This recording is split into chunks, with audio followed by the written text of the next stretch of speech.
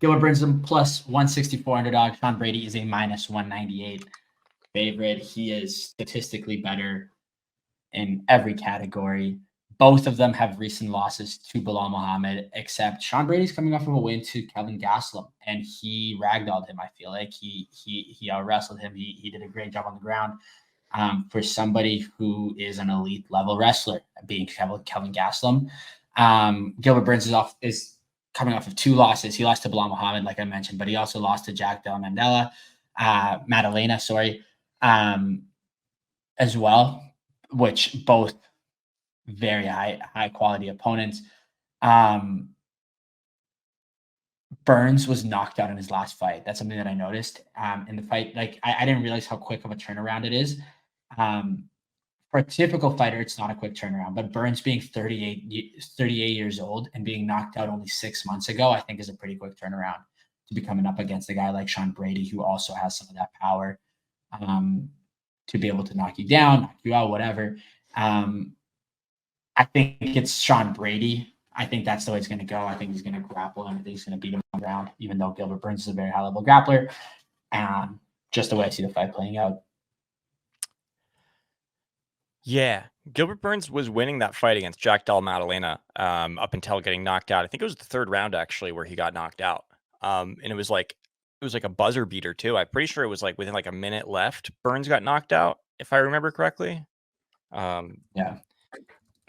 But I don't know if you mentioned that. I think you're right. Very good matchup. Very good main event. I love Durinho. He's an awesome fighter. He's an awesome guy. I think you're getting great odds with him.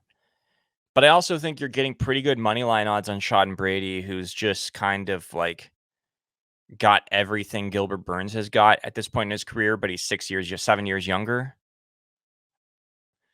Longer reach. Yeah, exactly. It just doesn't seem like a good matchup for Burns here. Yeah, Burns hasn't actually shown. Sorry, go ahead. Huh? No, go ahead. I was going to say that Burns had, like, we haven't seen, like, in quality, like, the quality we need from him, like, very recently. You know, like, Della Maddalena, close fight, did get knocked out. Bilal Muhammad went to decision. His last win is over Jorge Masvidal. The win before that is Neil Magny. He's got a loss to Hamza Chimaev. So he's fighting high-level guys, but he's beating the lower-level guys. Right. You know?